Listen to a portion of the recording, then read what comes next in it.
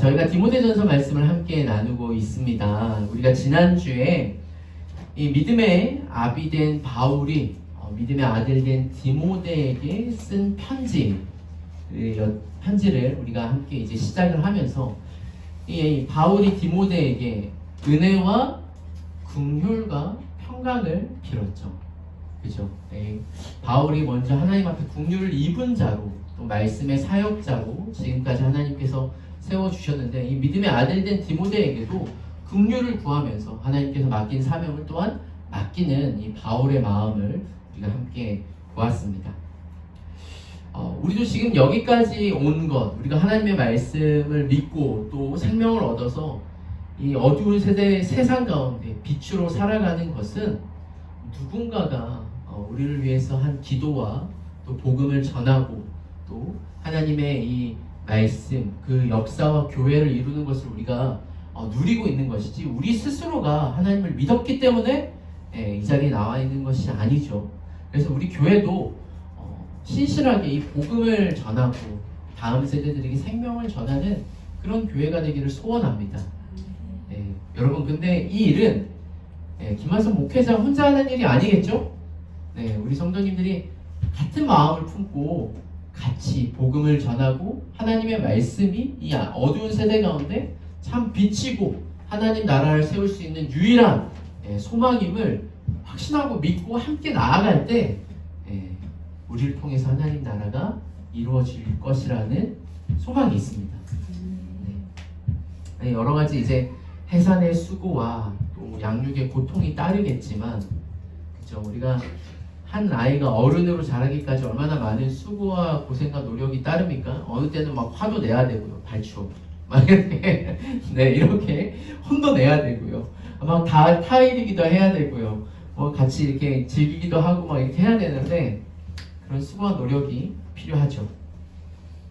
근데 이 바울이, 제가 이 디모데전서는 목회서신이라고 말씀을 드렸습니다. 목회서신이라는 건 뭐냐면 교회에게 보내는 편지가 아니라 사람에게 보내는 편지였고요. 디모데는 사람이죠. 그리고 또 목회서신이 하나가 더 있어요. 뭘까요? 디도서가 있습니다. 디도도 이 바울이 정말 사랑하는 믿음의 아들이라고도 또 이렇게 표현되어 있는데 그 디도한테도 이제 편지를 썼는데요. 바울에게 수많은 동역자들도 있었겠죠. 같이 이제 복음을 전하는 누가 같은 경우에도 여러분 바울이랑 이제 함께 복음 전도 여행을 하다가 막 둘이 틀어져가지고 막 싸우기도 하고 막 그랬는데 여러 복음을 전하는 사람도 있었지만 오늘 이 디모데에게 특별히 에베소에 남으라고 한 이유가 있습니다. 그 이유가 오늘 우리가 읽었던 3절에 바로 나오는데요. 자, 3절 4절 제가 잠깐 읽어볼까요?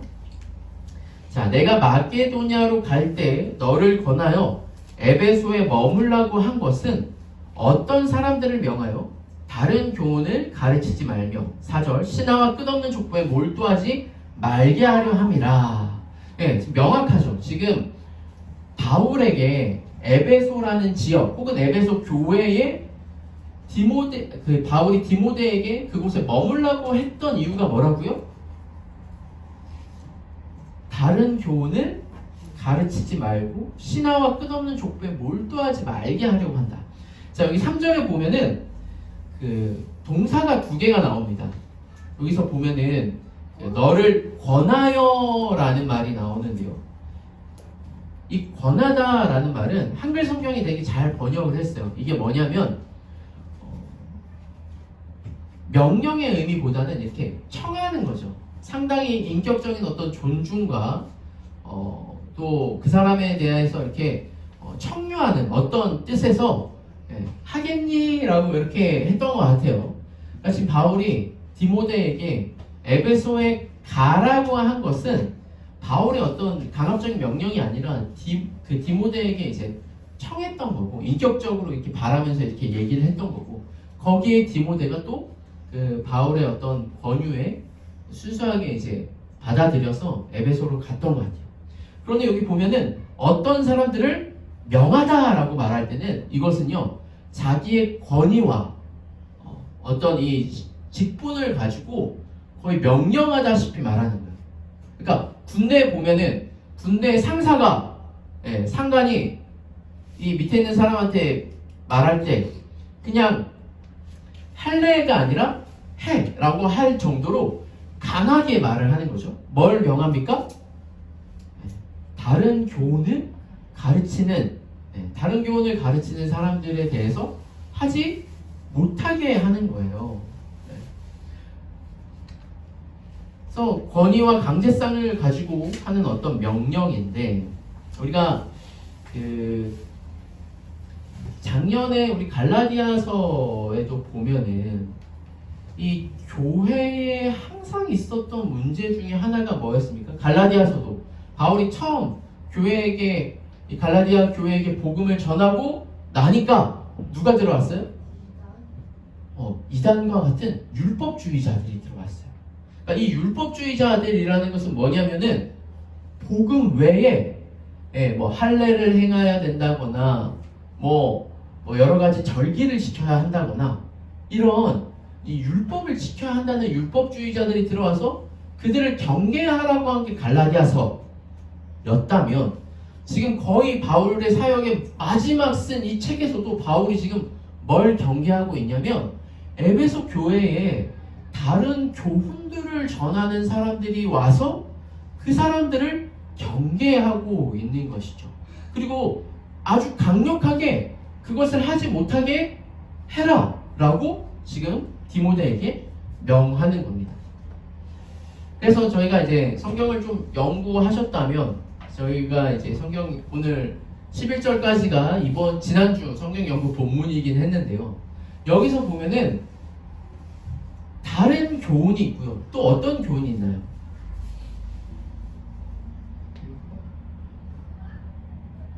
땡땡 교훈이 있어요. 좋은 교훈. 좋은 교훈이 있어. 장난치지 말고. 좋은 교훈이 아니라 그냥 보통 보면 이 교훈이라고 할 수도 있는데, 10절 마지막에 보면 뭐가 있죠? 바른 교훈을 거스른다. 그래서 원래는 제가 오늘 설교 제목을 다른 교훈과 바른 교훈을 하려고 했어요. 그런데요, 이 바른 교훈에 대해서도 이제 몇 가지가 나오지만, 먼저 한번 바른 교훈이 뭔지를 좀 정리할 수 있을 것 같은데요. 먼저 다른 교훈을 한번 좀 봅시다. 다른 교훈. 갈라디아서에서는 이 율법주의였지만 여기서 말하는 다른 교훈은 뭐냐? 4절에 보면은 신하와 끝없는 족보에 몰두한다라고 되어 있죠, 여러분. 이게 좀 어렵죠? 이게 뭐냐?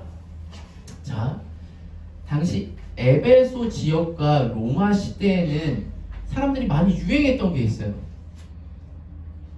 우리나라 아마 제가 고등학교 때쯤에 이게 좀 많이 유행했었던 것 같은데, 참 우리 아이들이 재밌게 보는 것 중에 하나가 뭐니까 있습니까? 그리스, 로마 신화가 있어요. 거기에 보면 뭐 제우스도 나오고 포세이돈도 나오고 뭐 아프로디테도 나오고, 그 다음에 그 트로이 목마 또 제우스 그리스 신화 맞죠? 뿐만 아니라 뭐 로마 신화, 이런 신화들이 있어요. 당시의 사람들은요, 헬라 이제 철학이 발달하면서 철학적인 어떤 사고와 함께 기존에 있었던 어떤 것들에 대해서 이야기를 만들어내는 걸 좋아했어요. 우리가 보면은 글쎄요, 우리가 어렸을 때 고등학교 때마다 뭐 일진들이나 뭐 이렇게 뭐 하면은 뭐 그런 거 있잖아요. 1대 70으로 싸워서 이겼다 이런 얘기들. 그런데 알고 보니 70에 한 명이었다 이런 얘기들도 막 있었고, 막 그냥 뭐 사람들이 직접 보지 않은 것에 대해서 뭔가를 이야기로 만들어내는 것들을 되게 좋아하죠. 그리고 그것들이 만들어내는 사람의 의도와 상관없이 재미가 있거나 막 이러다 보면 어떻게 돼요? 뭔가 스토리가 되고 살에 살을 붙여서 신화처럼 그런 존재가 되는 거예요. 근데 우리가 잘 알기로 그리스 로마 신화에 나오는 그 신들은 우리가 말하는 신 같은 존재입니까? 아니요. 되게 보면은 오히려 막 바람을 피고요, 막 이상한 짓 하고요, 막 사람들 괴롭히고요, 막 이런 일들이 더 많아요. 왜? 진짜 신에 대한 이야기가 아니라 누가 만들어냈어요? 당시 철학적 사고를 하는 사람들이 아, 신들은 이럴 것이다. 이 예수님 시대만 해도 지구는 그냥 있는데 태양이 움직인다고 생각했던 시대예요. 그죠? 그러다 보니 여러 가지 신화를 만들어내요. 뿐만 아니라 또 뭐도 있어요. 여기 족보라는 게 있죠. 족보. 여러분 족보에 성경에 족보들이 나오지 않습니까? 창세기에도 족보가 나와요. 예, 아담과 하와의 자손, 가인과 아벨, 셋 이후에 셋의 후손 중에 이 사람들이 처음으로 뭘 하다 보니까 막 뭐의 조상 하면서 그 족보에 대해서도 막 얘기를 하는데, 자, 우리도 한번 봅시다. 우리나라에 되게 유명한 신화들이 있지. 우리나라 유명한 신화 뭐가 있죠? 당군 신화. 당군이 누구랑 결혼했어요? 곰이랑 결혼했죠. 근데 그 곰이 진짜 곰이 아니라 이렇게 곰부족, 호랑이 부족 이랬던 것처럼. 뿐만 아니라 아래에서 태어난 사람도 있네. 누구예요? 박혁거세. 그 사람이 주몽도 아래에서 태어나지 않았나요? 네. 그죠? 맞아요. 주몽도 아래에서 태어났어요. 근데 진짜 아래에서 태어난 사람을 본 적이 있어요? 없어요? 그거는 진짜 그 사람이 아래에서 태어난 게 아니라 너무 화를 잘 쏘니까 아, 저 사람은 특별하다. 저 사람은 사람이 아닐 거다. 이런 사람들이 간혹 있으니까 그것들에 대해서 막 족보를 만들어 놓는데 성경에 없는 이야기들을 끼워 넣거나 만들어내는 거예요. 무슨 말인지 알겠어요? 당시에 이 복음을 전하고 우리가 말하는 어떤 예수님에 대해서 하나님 나라에 대한 이야기를 그냥 듣고 받아들인 게 아니라 이거는 또 다른 철학 중에 하나이고 그 철학을 좀 더 쉽고 재밌게 만들어내려는 어떤 사람들이 있다 보니 성경에 있는 것들은 빼고 성경에 없는 자기의 이야기들을 집어넣고 이렇게 하면서 사람들이 이 이야기, 우리 아이들한테도 막 얘기하기 쉽게 얘기하려면은 뭔가 제가 막 설명을 막 하잖아요. 그러다 보니 솔직히 말해서 여러분 아무리 탁월한 설교자라도 설교자가 설교하는 것보다 더 중요한 것은 하나님의 말씀 자체인데 설교자가 집중이 됐거나 설교의 어떤 이야기가 막 재밌다고 해서 이게 더 중요하지 않아요. 하나님의 말씀 자체가 중요한데 이걸 막 끼워놓고 빼고 막 이런 작업을 하면서 본래 의도가 잘 살아날까요? 살아나지 않을까요? 원래 의도가 많이 축소되고 사람이 듣다 보면은 원래 말하는 사람이 말하는 거를 듣는 사람이 그대로 듣습니까? 안 듣습니까? 안 듣게 돼요. 이 가르쳐 본 사람은 알 거예요. 우리 축구 코치님도 계시지만 이 가르쳐 본 사람은 이렇게 가르쳐도 듣는 사람은 항상 한 귀로 듣고 어떻게 해요? 한 귀로 흘리거나 자기가 이해하고 싶은 대로 이해하죠. 그래서 하랄 대로 안 해. 근데 가르치는 입장에서 진짜 잘 배우는 사람은 어떤 사람이라면은 그냥 가르친 그대로 하는 사람이 정말 잘하는 사람. 자, 어쨌든 이 에베소에 이런 문제가 있었어요. 다른 교훈을 하는 사람. 근데 이런 교훈을 하는 사람들은요, 이 4절에 보면은 변론을 만들어냅니다. 그래서 변론이라고 하는 건 뭐냐면 논쟁을 만들어내요. 지금 우리야 논쟁이 조금 싫을 수 있어요. 어떤 사람들은. 근데 당시는요 논쟁을 좋아했던 시대였어요.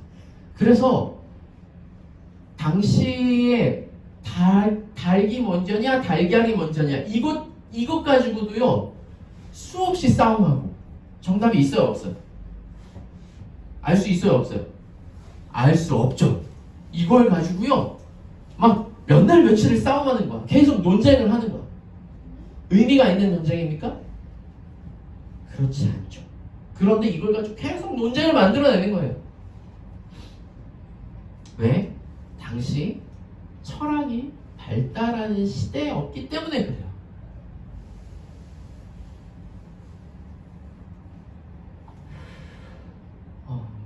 근데 여러분 이거는요 이 시대만 그럴까요?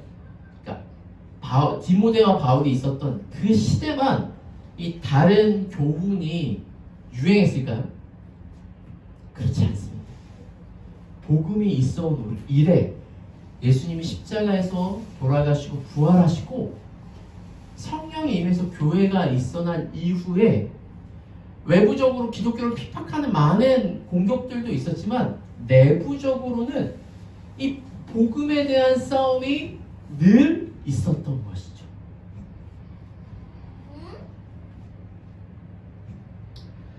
이런 진리에 대한 싸움은 처음부터 있었고요. 지금도 있습니다. 네. 지금은 우리가 복음에 대한 어떤 싸움들이 있을까요? 여러분, 이 영적인 싸움이 보이십니까? 우리가 막 영적인 싸움이라고 해서 하면은 어떤 싸움이라고 생각해요? 막 귀신이 와가지고 이러면은 귀신하고 막 이렇게 대적하고 막 이렇게 성수 뿌리고 막 그게 영적인 싸움입니까? 소금을 치면 돼요. 네.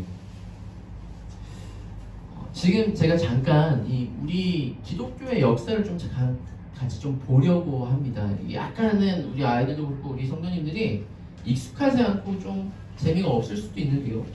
근데 여러분, 우리 기독교는요, 역사의 근거에서 지금 여기까지 우리가 오게 되었어요. 그죠?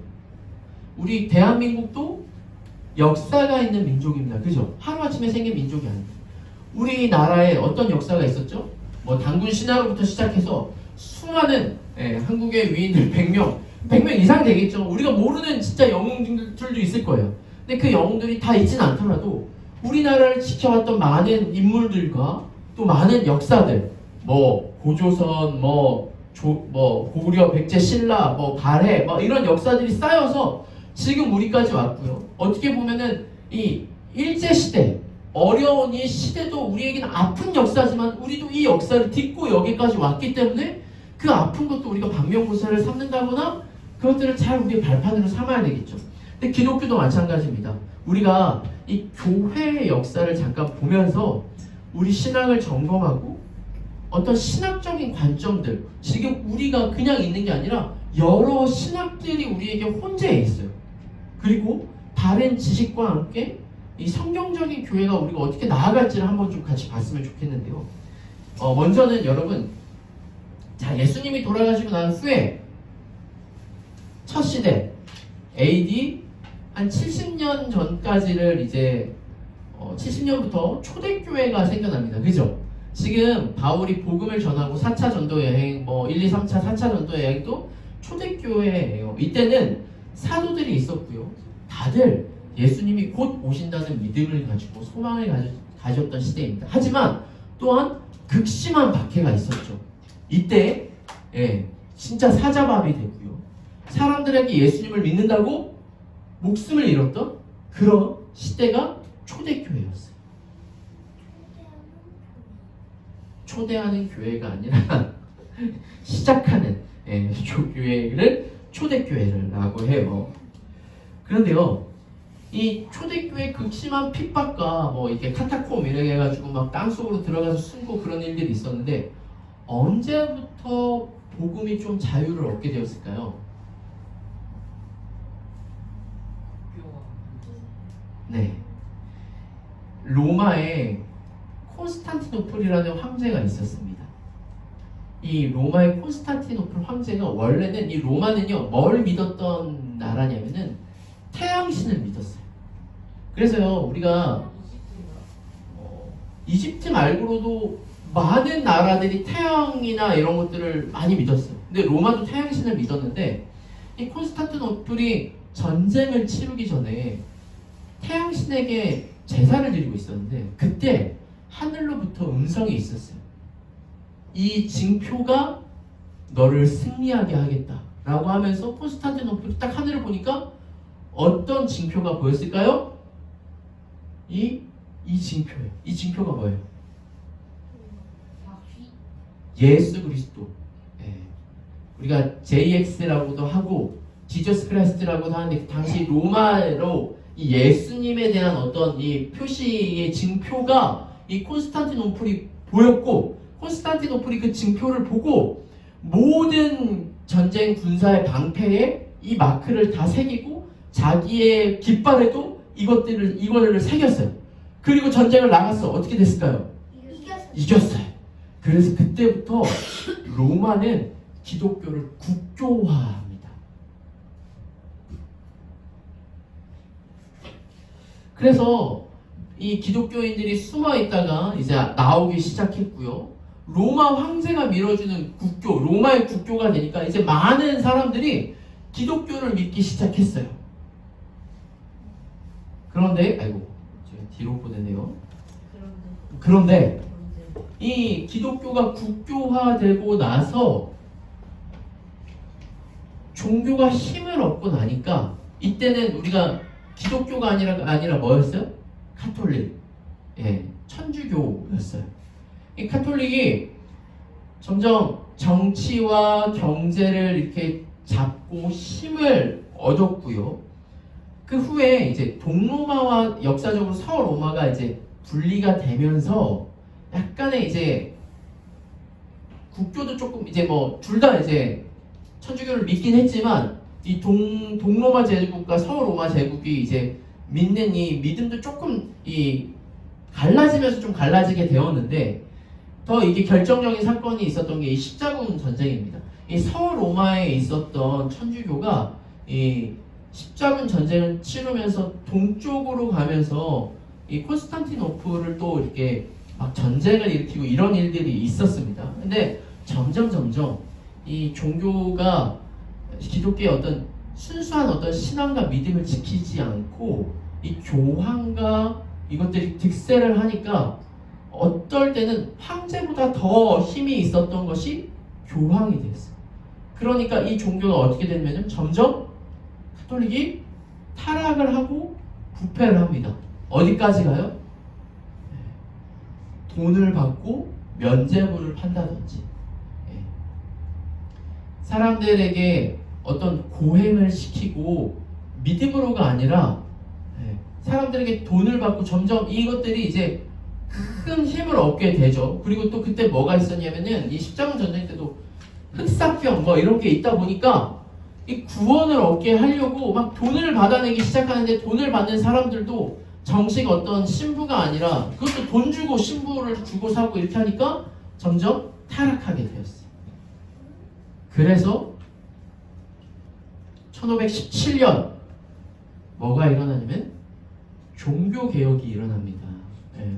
우리가 잘 아는 루터, 칼빈. 이 루터가 뭐라고 하죠? 오직 믿음으로 구원받고 오직 성경, 오직 은혜. 또 뭐였죠? 아무튼 이 얘기를 하면서 이 천주교에서부터 개신교가 분리해 나가요. 그 전까지는요 우리가 성경을 읽을 수 있었을까요? 없었을까요? 없었어요. 그리고 당시에는 성경도요 영어로 되어 있거나 그런 게 아니라 다 라틴어로만 되어 있으니까 당시 사람들이 글을 읽을 수 있는 사람이 몇 없었고요. 원래 이 성경 라틴어나 혹은 그 전에 헬라 히브리어 뭐 이렇게 되어 있으니까 이 교황과 신부들만 성경을 읽었던 거죠. 그리고 그들이 선포하는 게 진짜 성경의 말씀이 아니더라도 그냥 믿을 수밖에 없었죠. 그때 이제 루터가 모든 사람들이 성경을 읽어야 한다. 뭐 존 낙스라든지 이런 사람들이 진짜 그때 당시 이제 성경을 영어로 번역하면서 많은 사람들이 이제 성경을 읽게 됐고요. 그러면서 17세기에 이 정통주의 신학이 생겨납니다. 여러분, 이 정통주의는요, 이때 이 사람들이 누구냐? 네. 누구죠? 칼빈이나 되게 유명한 어떤 이 교리를 처음 만드신 분들이에요. 그러니까 이제 성경이 많은 사람들에게 보편적으로 되다 보니 성경을 이해하고 성경을 바로 해석할 수 있는 어떤 뼈대인 교리를 만들기를 시작을 했어요. 그래서 뭐 튤립 교리라고 들어보셨습니까? 튤립. 그래서 전적인 부패, 무조건적인 선택, 제한 속죄, 불가항력적인 은혜, 성도의 견인이라는 이 교파별로 이 교리들을 만들기 시작했죠. 종교개혁과 정통주의의 좋은 유산에 기초한 어떤 교리와 성경을 해석하고 신앙생활을 하는 것들이 시작이 됐고요. 이때 이제 교회에서 이 배움이 적은 그 시대에 교회가 무엇을 믿어야 하는지 잘 체계화 해놨어요. 그래서 이때 뭐 소요리 문답, 뭐 이런 문답들을 얘기하면서 잘 가르쳤던 거죠. 그리고 이어서 17세기, 18세기에는 경건주의가 일어납니다. 근데 이 17세기, 18세기에는 우리가 알아야 될 게 뭐냐면요. 계몽사상.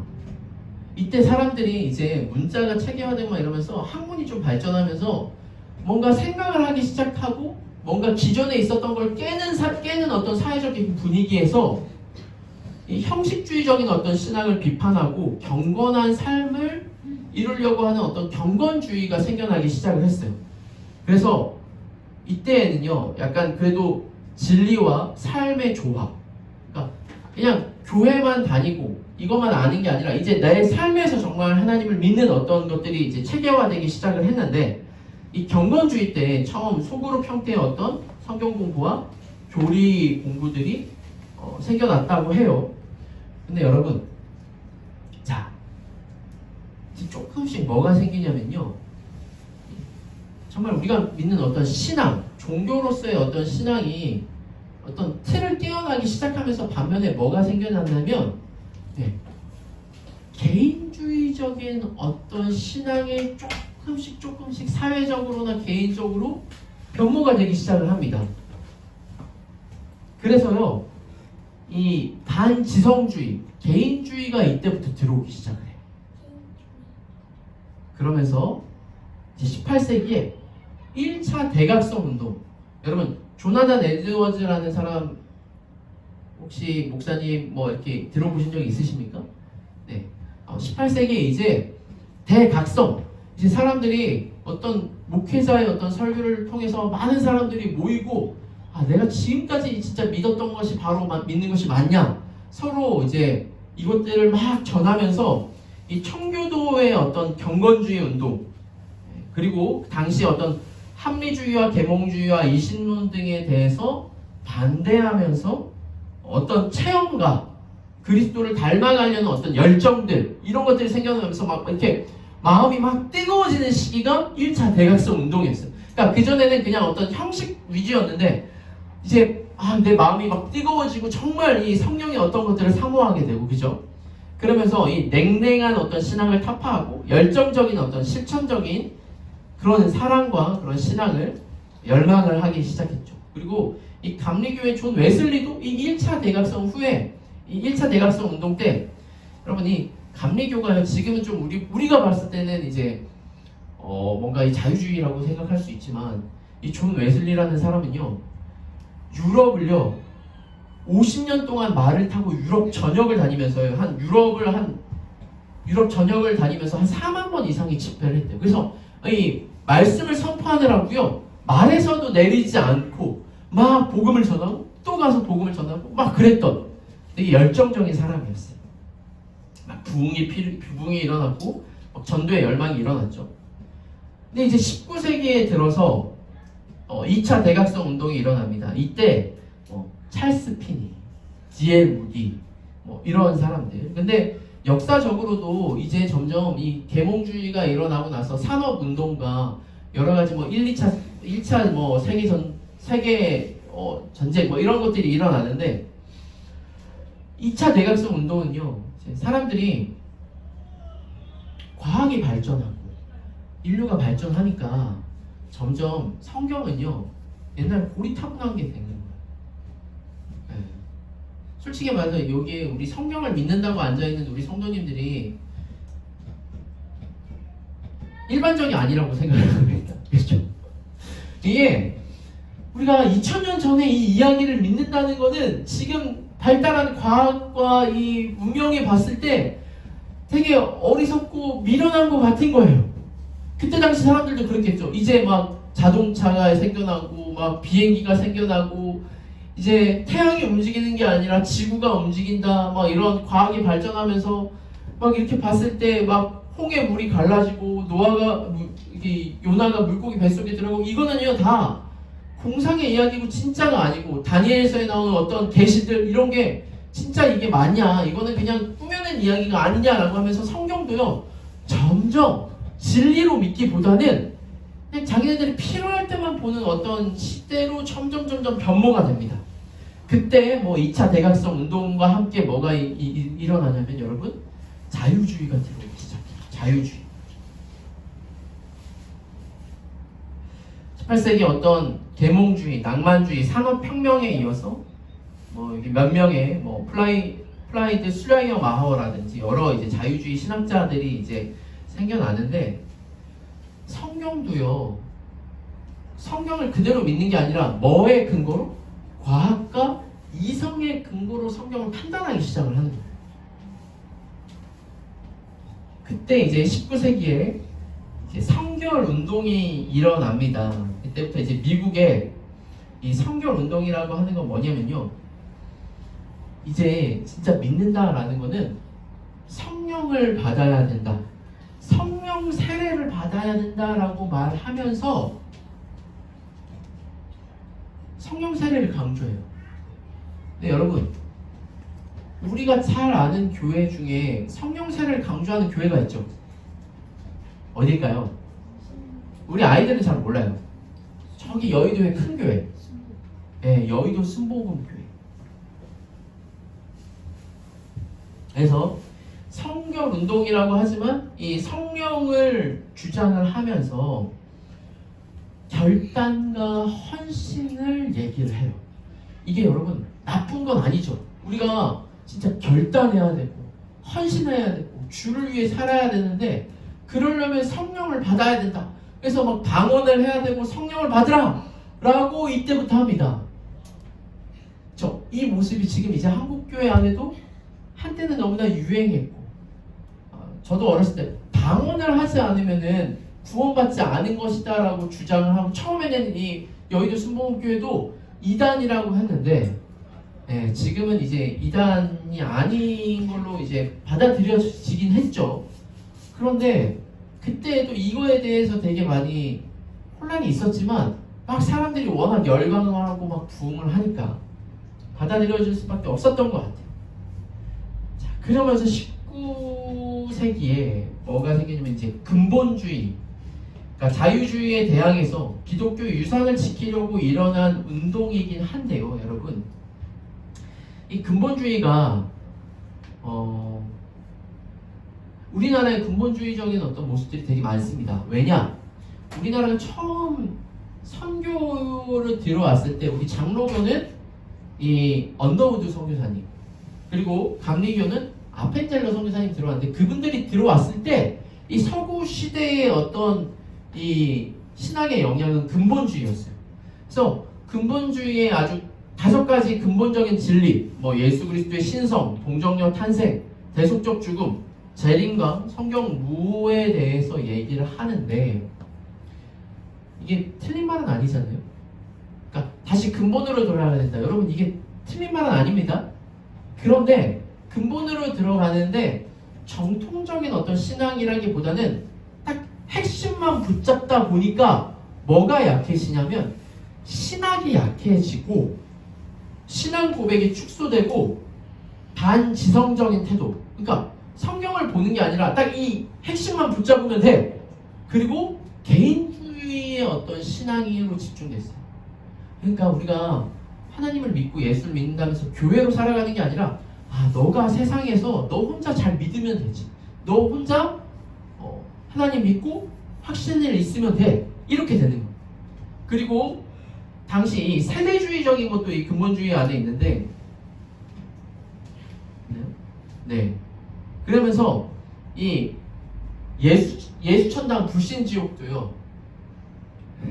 지금은 이게 볼 수 없죠. 우리가 예전에 명동이나 이런 거 보면 진짜 이 피켓 들고 진짜 전도하고 이러신 분들도 있었는데 한국교회 초대의 우리 유명한 어떤 목사님들도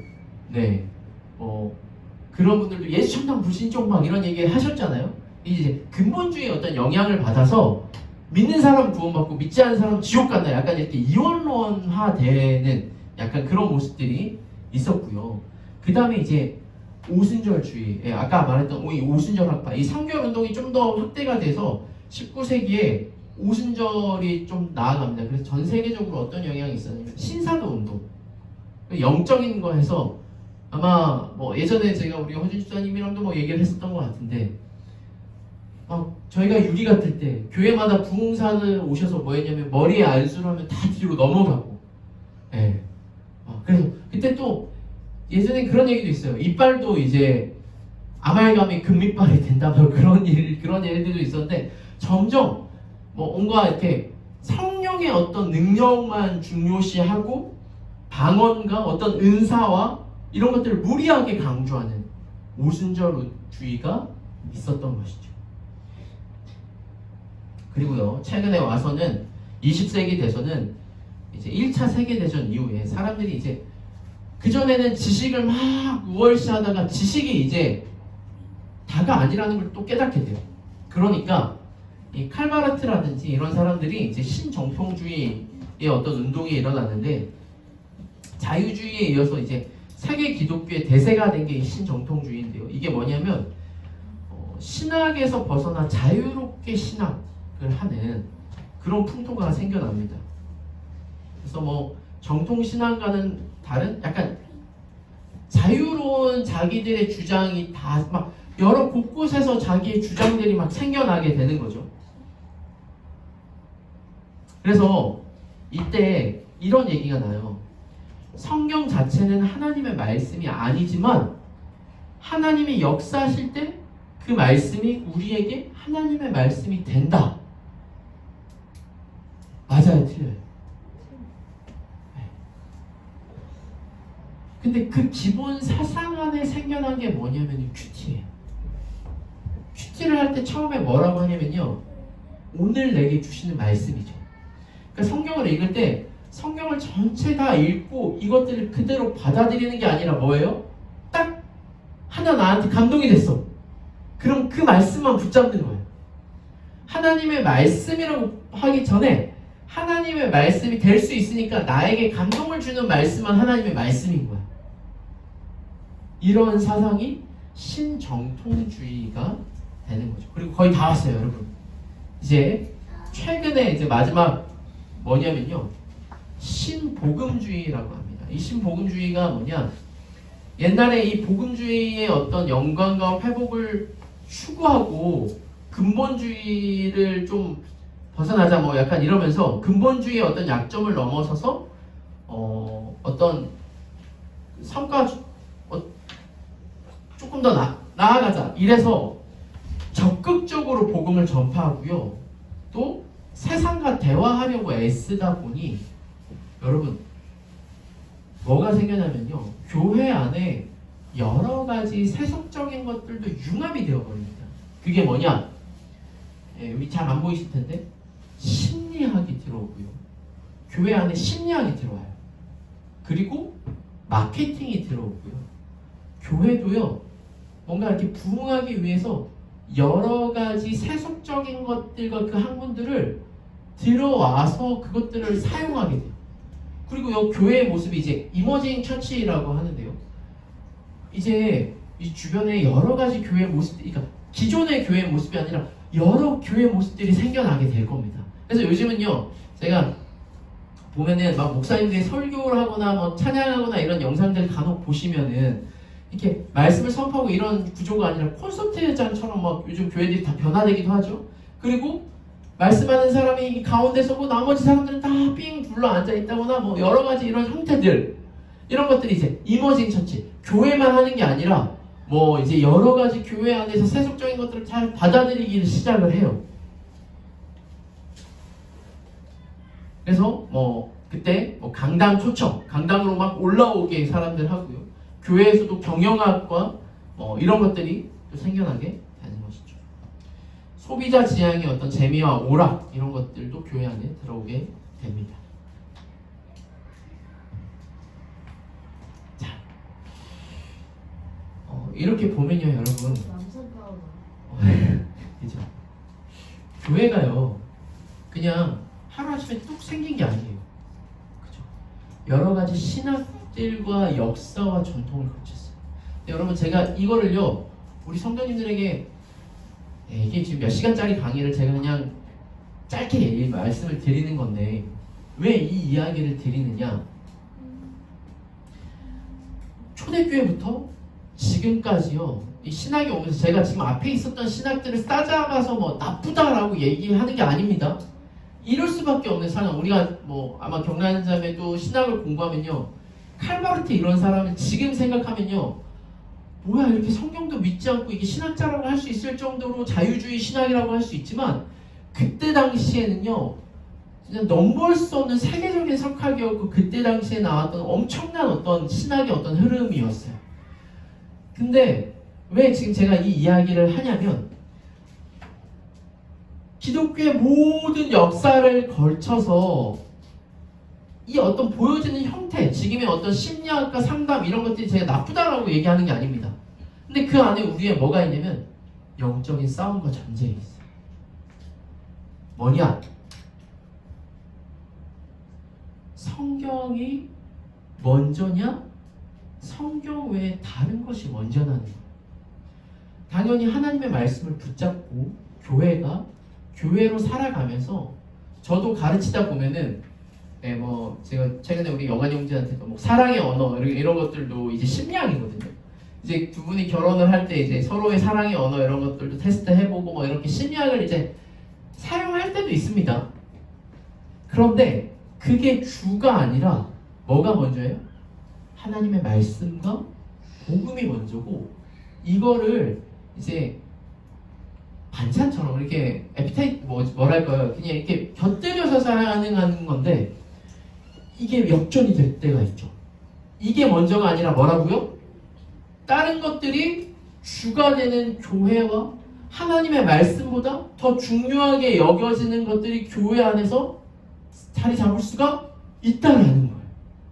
그래서 그게 전부가 아니지만 막 우리 오순절 이런 거 같은 경우에 방언이라든지 어떤 능력이라든지, 혹은 지금도 우리 안에 여러 싸움이 있습니다. 우리 뭐 유리가 이단을 말했지만 비단 이단만의 문제가 아니라 우리 안에도요 늘 이런 싸움이 있어요. 다른 교훈과 바른 교훈에 대한 싸움.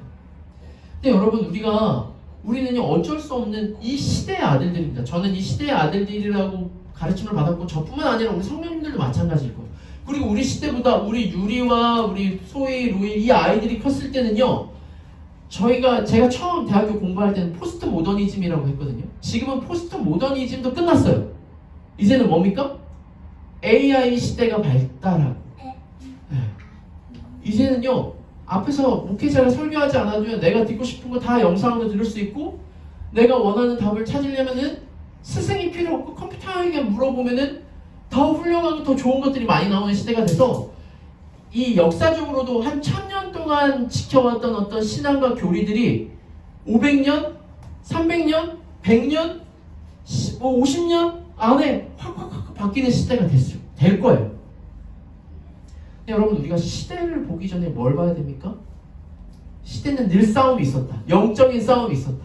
그때마다 싸움이 있었다. 하지만 우리가 붙잡아야 될 건 뭐라고요?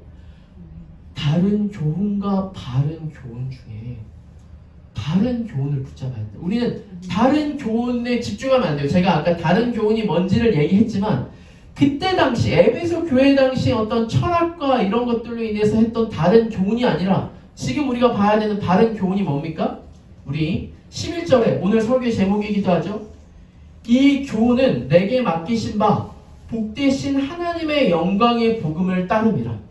아무리 세상이 득세하고 여러가지 철학과 이성과 사람들의 생각이 하나님을 넘어서서 더 뛰어난 것을 얘기하려고 해도, 하나님은요 하나님의 교회를 굳건히 붙잡고 지키셨어요. 뭘로요? 하나님의 말씀인 성경으로.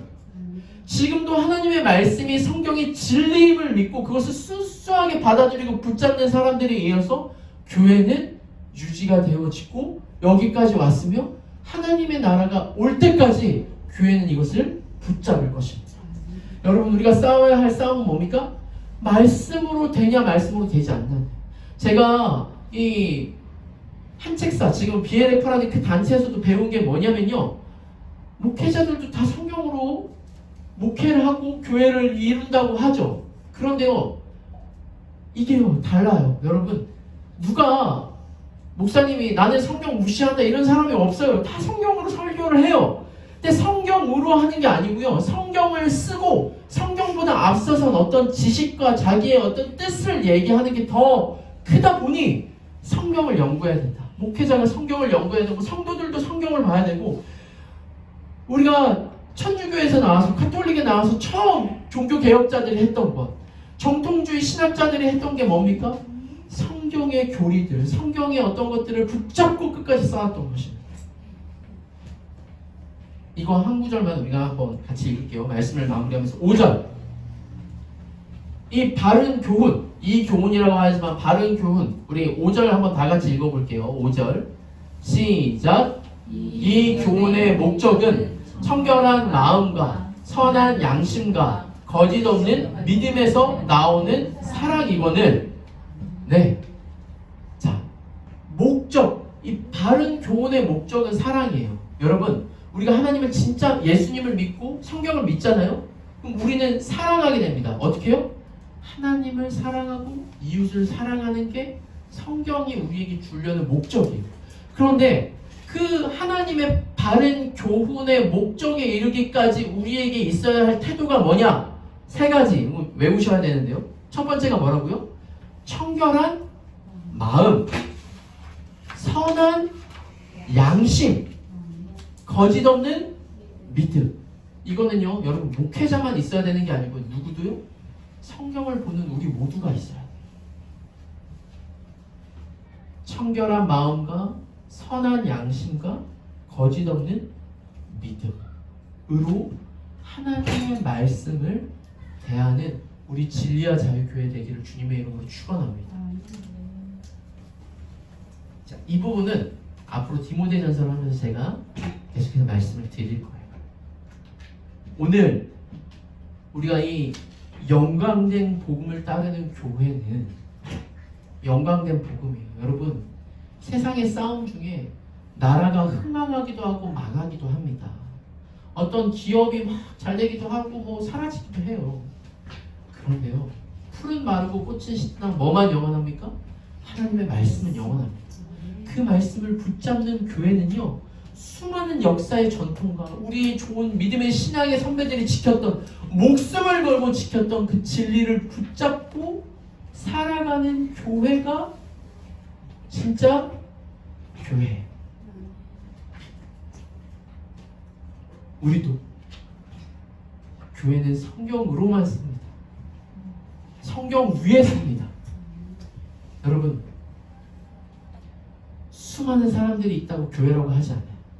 내 이름으로 모인 두세 사람이 모인 곳에 두세 사람이 정말 이 마음, 청결한 마음과 선한 양심과 거짓 없는 믿음으로 하나님의 말씀을 대하고 그 말씀에 순종하며 그 말씀대로 살라고 애쓸 때 성경적 교회를 이루는 우리를 통해서 하나님께서 그 영광을 보이시고 우리를 통해 하나님 나라를 이루실 줄 믿습니다.